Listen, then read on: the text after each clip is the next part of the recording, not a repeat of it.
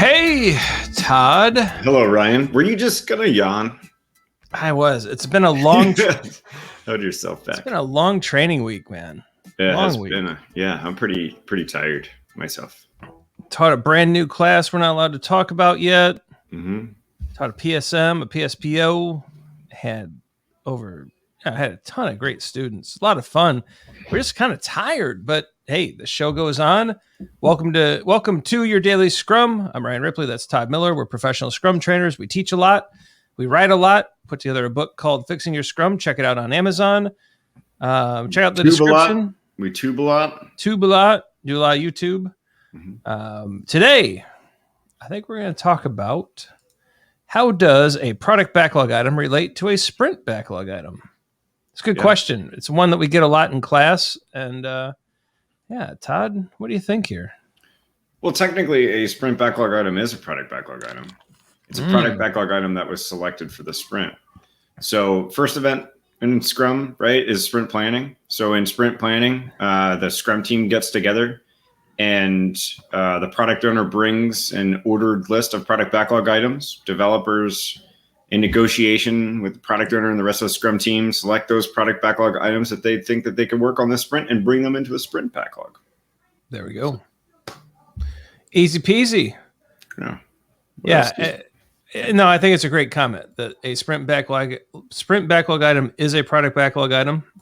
In fact, developers cannot work on anything that doesn't originate from the product backlog. So if you really want to think about sprint backlog and product backlog, the sprint backlog is a subset of the product backlog.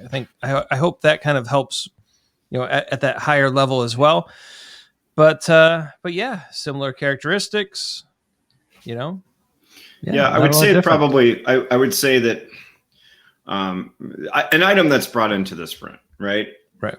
Most of the time it has a little bit more of how we're going to do this thing, right? So it is a product backlog item still. It's in the sprint backlog, but usually you'll have at least a little bit of a plan for how you might implement that PBI. So I think that might be, because most of the time things in the product backlog don't have that plan. We're not there yet. It's not time to make a plan on how we're going to do it.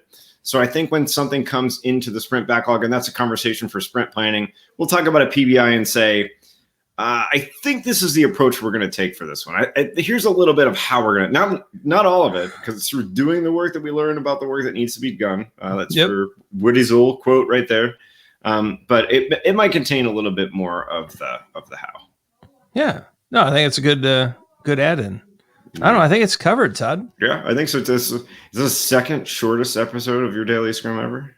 It could be, but it's a good question. Cool. Comes up a lot, and we hope we helped. If not, let's bring up the end screen, bring a little music up, and leave us a comment. Let us know. Do you have follow-up questions? We'd love to take them. We'll make new videos off of your follow-up questions. So if you want to know a little bit more about this topic, let us know. Like and subscribe so you know when new videos drop. Check out the videos below. They just popped up. Perhaps they'll help you too.